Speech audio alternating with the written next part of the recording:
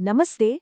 आज हम एक ऐसी चीज के बारे में बात करने वाले हैं जो हम सबके लिए एक बहुत बड़ा खतरा बन चुकी है, जहरीली हवा।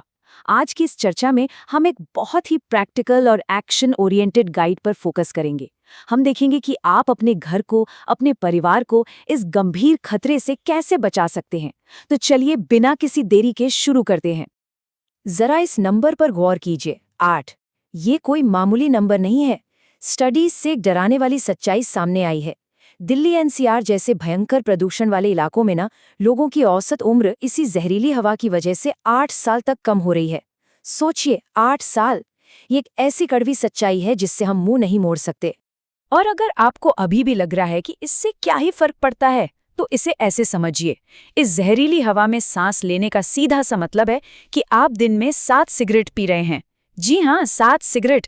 ये सच चीख चीख कर कह रहा है कि अब हमें अपने लेवल पर तुरंत एक्शन लेने की सख्त जरूरत है। हम सिर्फ बाहर के बदलावों का इंतजार नहीं कर सकते, राइट? तो सबसे पहले हमें अपने असली दुश्मन को पहचानना होगा। हम बात कर रहे हैं PM 2.5 की। अब ये कोई गैस नहीं है, बल्कि इतने छोटे, इतने बारीक कण हैं कि आप इन्हें अपनी नंगी आंखों से देख ही नहीं सकते।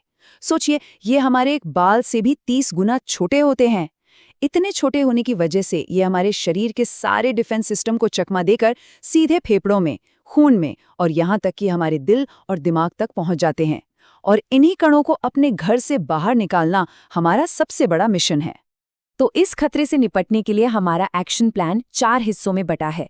पहला है असेसमेंट यानी खतरे को मापना। दूसरा है डिफेंस यानी सीलिंग और वेंटिलेशन। तीसरा है इरेडिकेशन, जिसमें हम प्यूरिफायर और उससे जुड़े मिथकों की बात करेंगे। और चौथा है इंटरनल थ्रेट्स यानी घर के अंदर ही मौजूद प्रदूषण के स्रोत। चलिए पहले चरण से शुरू करते हैं, असेसमेंट यानी खतरे को मापना। देखिए, किसी भी प्रॉब्लम को सॉल्व करने का पहला कदम यही होता है कि आप समझें कि वो प्रॉब्लम आखिर है कितनी बड़ी। और ये बात इस पूरी क्राइसिस को बहुत अच्छे से समझाती है। वर्ल्ड हेल्थ ऑर्गेनाइजेशन यानी WHO कहता है कि सुरक्षित हवा के लिए PM 2.5 का लेवल 5 माइक्रोग्राम से कम होना चाहिए। लेकिन असलियत क्या है? त्योहारों के दिन या भारी प्रदूषण वाले दिनों में ये लेवल 300 से 400 तक पहुंच जाता है। मतलब जो लिमिट है उससे 100 गुना ज्यादा। ये बिल्कुल पागलपन है।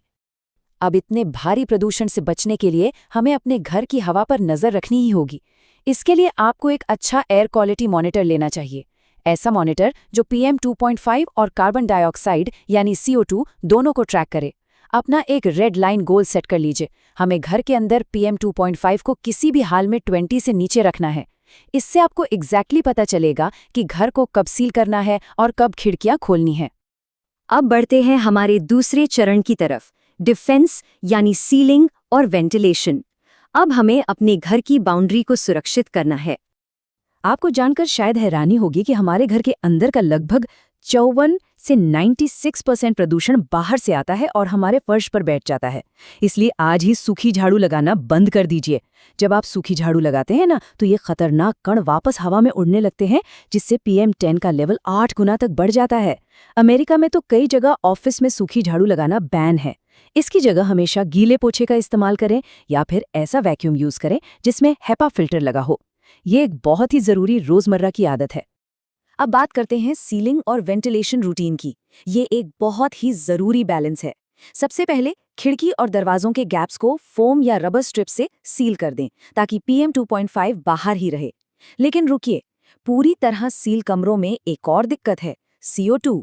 सील कमरों में CO2 का लेवल 400 से 2000 ppm तक तेजी से बढ़ सकता है, जिससे आपको थकान महसूस होगी और फोकस करने में दिक्कत होगी।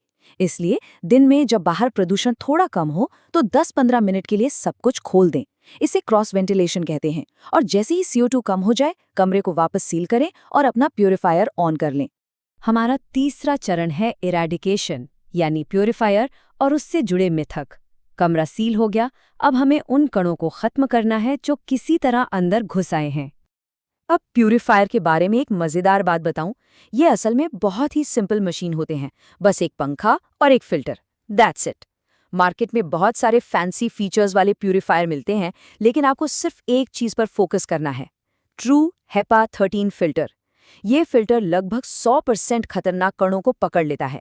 ओजोन, यूवी या आयोनाइजर वाले फीचर्स के चक्कर में मत पड़िए। ये सिर्फ मार्केटिंग के हथकंडे हैं और असल में आपकी सेहत के लिए नुकसानदायक भी हो सकते हैं। और हाँ, साफ हवा के लिए आपको हजारों लाखों रुपए खर्च करने की जरूरत नहीं है। आप अपना खुद का DIY प्यूरिफायर भी बना सकते हैं। बस एक बॉक्स फैन लीजिए, 4 HEPA 13 फिल्टर लीजिए और उन्हें डक्ट टिप से जोड़ दीजिए। इसका पूरा खर्च करीब 6,500 रुपए आता है। और ये कोई जुगाड़ नहीं है। साइंटिफिक रिसर्च में साबित हुआ है कि ये सेटअप PM 2.5 को 73% तक कम कर सकता है। बस ध्यान रहे कि हवा का फ्लो सही रखने के लिए नीचे एक कार्डबोर्ड बेस लगाकर इसे अच्छे से सील करना जरूरी है। अच्छा, एक बहुत बड़ा मिथक है जो लोग अक्सर मानते हैं, मैंने तो घर में 4-5 पौधे रख लिए हैं, अब हवा साफ हो जाएगी। बिल्कुल नहीं।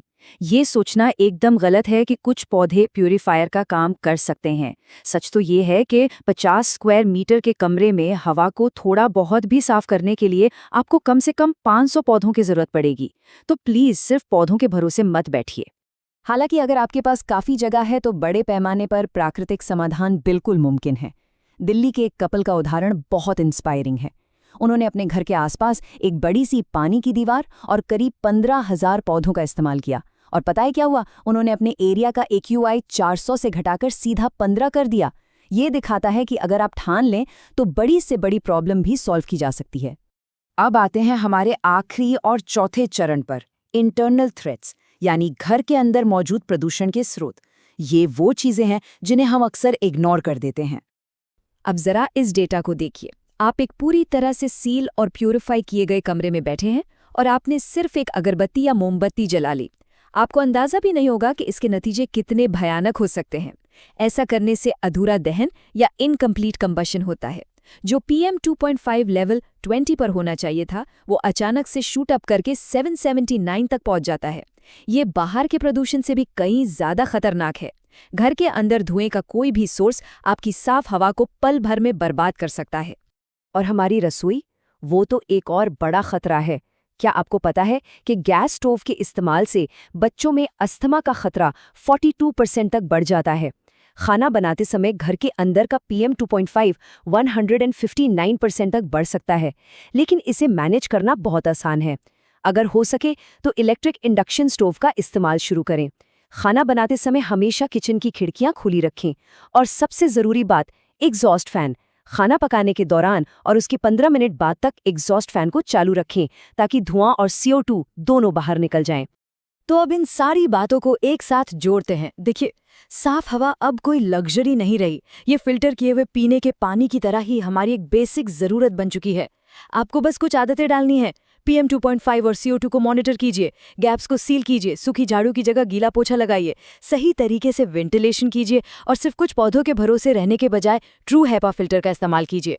और हाँ, घर के अंदर धुएं के सोर्सेज को बिल्कुल बंद कर दीजिए। अगर आप इन आदतों को अपनाते हैं ना, तो आप हार्ट अटैक और अस्थमा जैसे गंभीर खतरों को काफी कम कर सकते हैं। हो सकता है आप अपनी जिंदगी में 8 से 10 साल वापस जोड़ लें।